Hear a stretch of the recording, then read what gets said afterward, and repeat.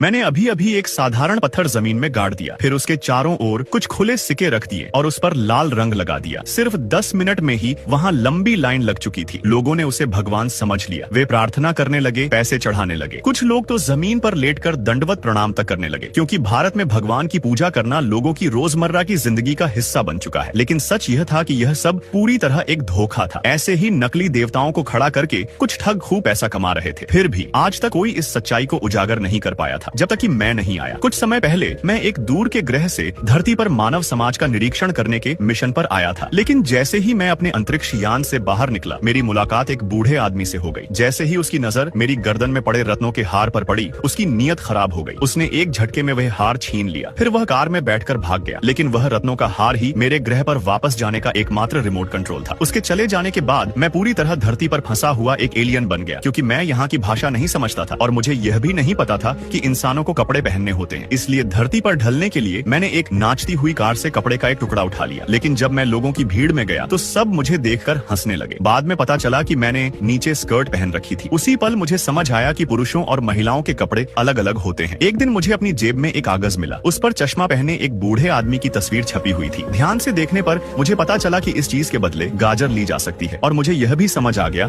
कि इस दुनिया में जिंदा रहने के लिए यह कागज बहुत जरूरी है। इसलिए मैं हर जगह चश्मा पहने उस बूढ़े आदमी वाला कागज इकट्ठा करने लगा। मुझे लगा कि इससे मैं बहुत सारी गाजर ले सकूंगा। लेकिन जब मैं एक ठेले वाले के पास गया और वह कागज उसे दिया तो वह पूरी तरह हैरान हो गया। तभी मुझे समझ आया कि सिर्फ वही खास कागज दूसरों के साथ लेन देन में काम आता है। इसके बाद मैं रोज उस नाचती हुई कार से पैसे और कपड़े लेता रहा और मुझे किसी और चीज की कोई परवाह नहीं थी। लेकिन अगर मुझे अपना रिमोट कंट्रोल वापस पाना था तो मुझे इस दुनिया की भाषा सीखनी ही पड़ेगी, वरना मैं कुछ भी नहीं कर पाऊंगा। जैसे एक बार मैं किसी को बताना चाहता था कि उसकी पैंट फंसी हुई है, लेकिन बोल ना पाने की वजह से मैं सिर्फ अपने हाथों से मदद कर सका। ये सब करने के बाद मुझे लगा कि शायद मैंने उसका फैशन ही खराब कर दिया। तो मैंने पैंट को वापस अंदर ठूंस दिया, लेकिन इससे वह बहुत गुस्सा हो गया। अगले ही पल उसने मुझे जमीन पर लात मार दी। हालात बिगड़ते देख मैं तुरंत मुड़ा और भागने लगा। सौभाग्य से थोड़ी दूर तक पीछा करने के बाद उसकी ताकत जवाब दे गई और उसने पीछा छोड़ दिया। लेकिन ठीक उसी पल एक कार सीधी मेरी तरफ आकर टकराने वाली थी।